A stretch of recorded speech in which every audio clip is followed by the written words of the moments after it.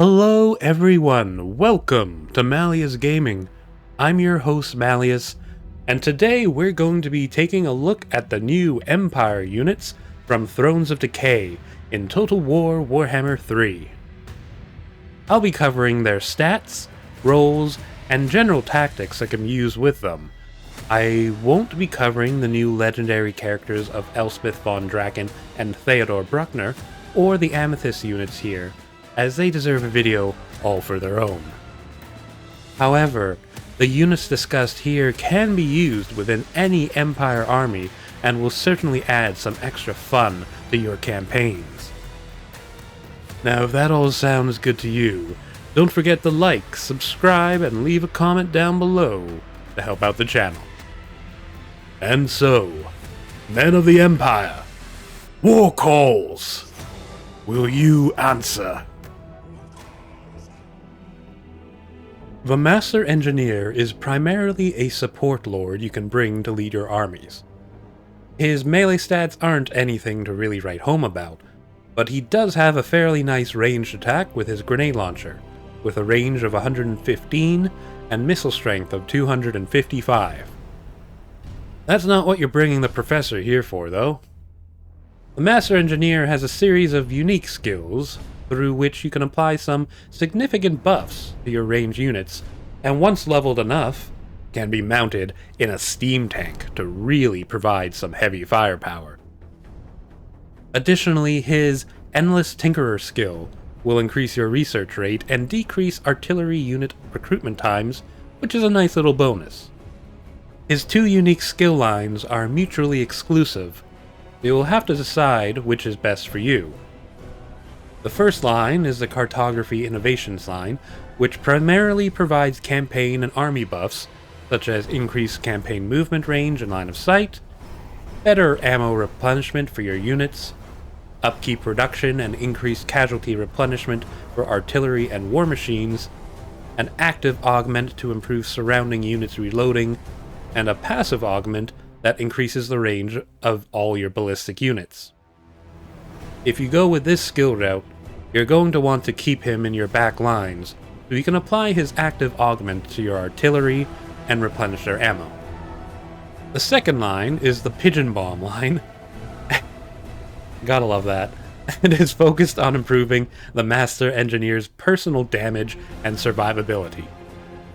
The Pigeon Bomb ability itself provides a nice area of effect explosive attack, while further buffs include better accuracy and reloading when standing still, increased armor, fire, and physical resistance, applying a debuff to his attacks against enemy units, and increased explosive damage, and leaving patches of fire with your grenade launcher. Use this skill route if you want an aggressive commander to lead your tank assault company and break the enemy lines. The Engineer is the budget hero version of the Master Engineer, and is similarly a ranged support class character. Again, his stats aren't anything of note, though he carries a rifle instead of grenade launcher, with 135 range and 450 missile strength. The Standard Engineer lacks much of the personal power upgrades that the Master Engineer can have, and is therefore much more at home staying back, supporting the artillery and sniping units with his rifle. Speaking of support, the Engineer can replenish your unit's ammo with his restock ability, and through his unique skill line, an attached Engineer can increase the movement range of your army on the campaign map, which is always incredibly useful. In battle, the Engineer can passively augment nearby artillery or war machines' accuracy and reloading capabilities, grant the Vanguard deployment and Strider traits to your chariots and war machines, increase your army's missile strength, increase his own accuracy in reloading when standing still, fire a powerful magical explosive ranged attack, and can even grant himself different ammo types, either for improved range and damage on his rifle shots, or a short-ranged explosive blast. Much like the Lord version, the Engineer can be mounted on a barded warhorse or mechanical warhorse, but he does lack the steam tank mount option, which is a shame. The Engineer will have a place in every one of my armies for his increased mobility skill alone, but his utility in battle makes him even more of a must-pick for me. Tactics are simple with him. Stick him with your artillery so they shoot more quickly and more accurately, and so he can reload their ammo. Very useful for Hellstorm rocket batteries. You can use him to take pot shots at enemy characters or other single entity units like monsters, and his ability to grant Vanguard deployment to your steam tanks and land ships can open up so many options to take advantage of and surprise your opponent. The Nuln Ironsides are a unit I've been very excited for ever since we saw them in the Thrones of Decay trailer.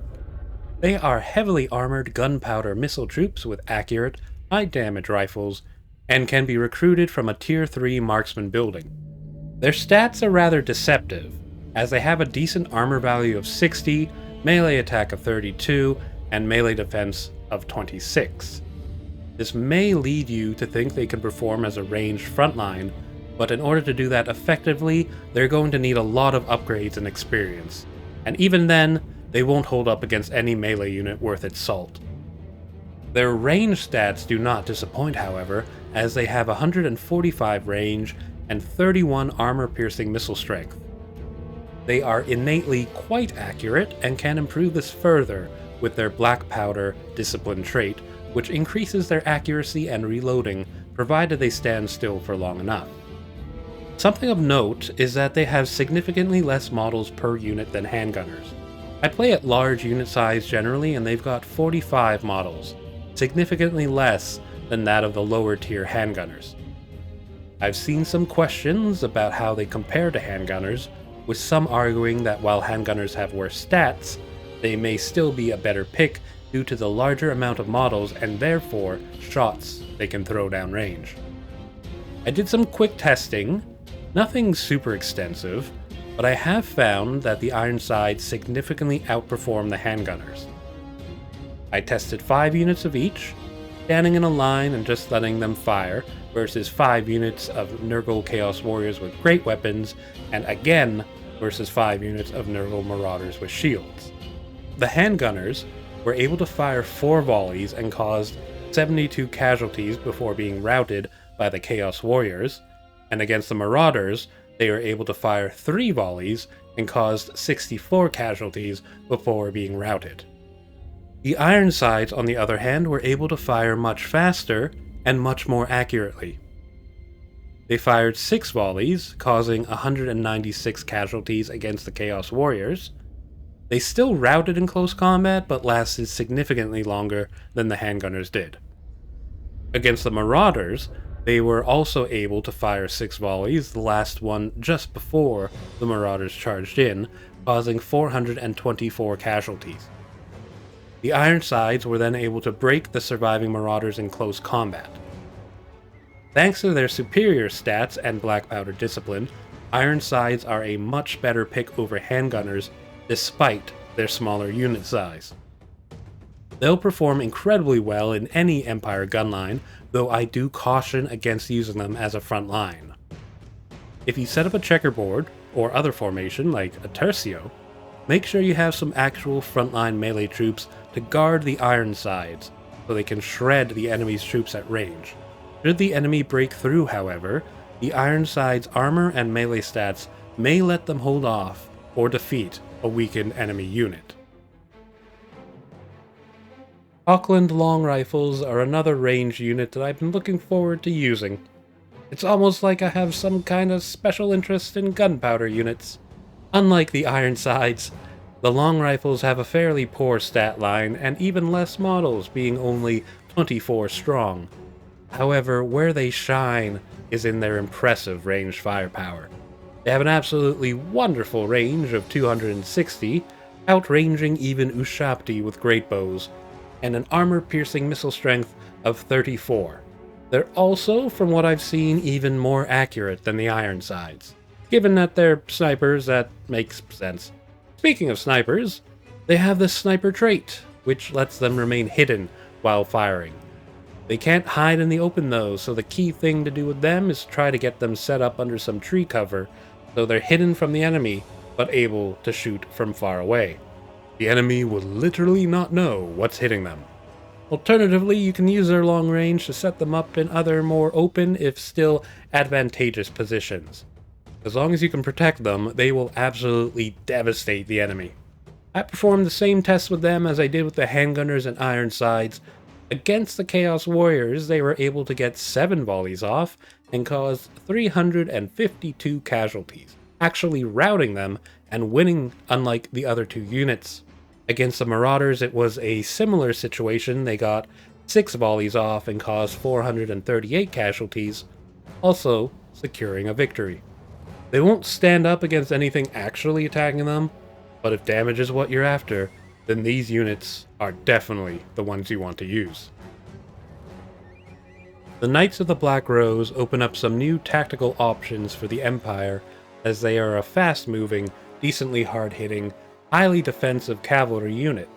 I really like this unit as it's able to quickly intercept enemy units and hold them in place long enough for you to get some firepower into them or counter with your own hard-hitting units.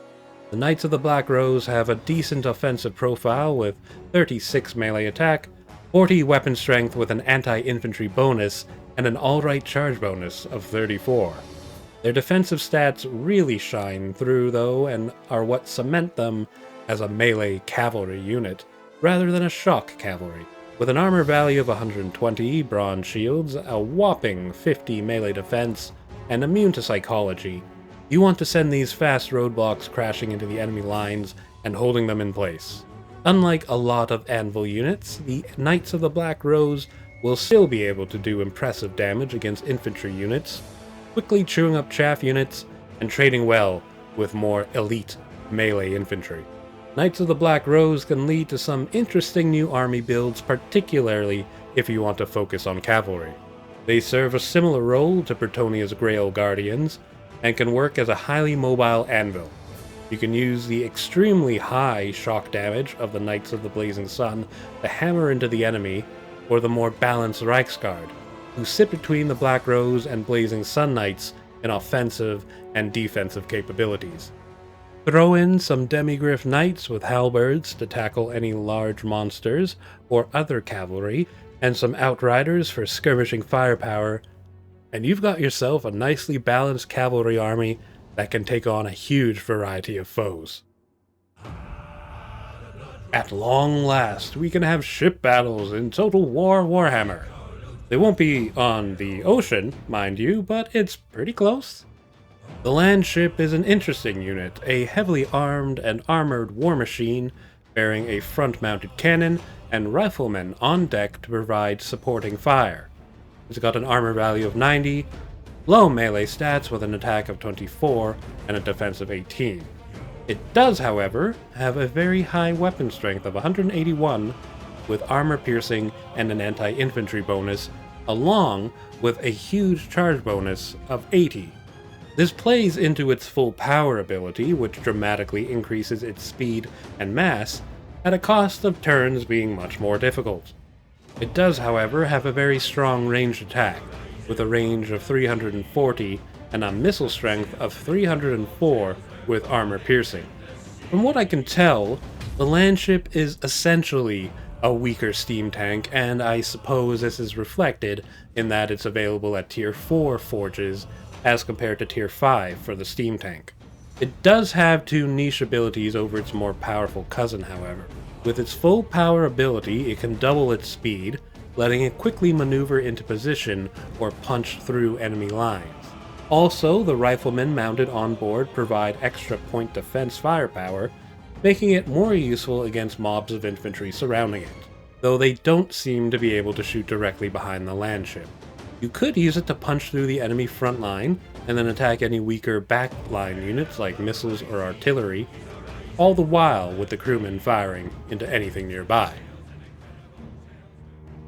The ultimate fusion of steel and gunpowder, and the Empire's answer to the monstrosities of the Warhammer world, the steam tank has received some updates for Thrones of Decay. A new version armed with a hull-mounted volley gun is now available at Tier 5 forges, and can be used for some absolutely terrifying tank assaults in conjunction with its cannon-armed version. The steam tank is truly a tank in every sense of the word, with an immense 160 armor along with missile deflection. It has better melee stats than the land ship with 36 attack and 20 defense, along with 225 armor-piercing anti-infantry weapon strength. While the volley gun version has less range than either the land ship or cannon-armed steam tank, it can now absolutely mulch both infantry and cavalry units.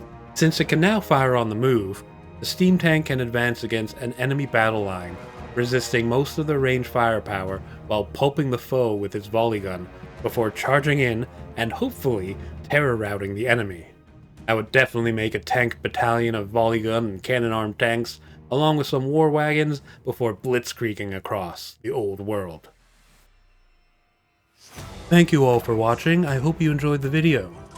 I am extremely excited for the new Empire units and how they'll be changing up the Empire's army compositions, and I can't wait to hear what you guys come up with as well. Let me know what you guys all think about the new Thrones of Decay units, and if there are any things of note you think I may have missed.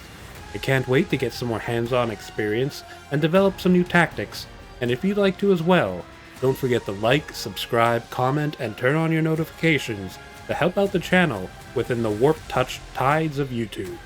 I hope you all have a great one, guys, and I'll see you in the next one. Bye!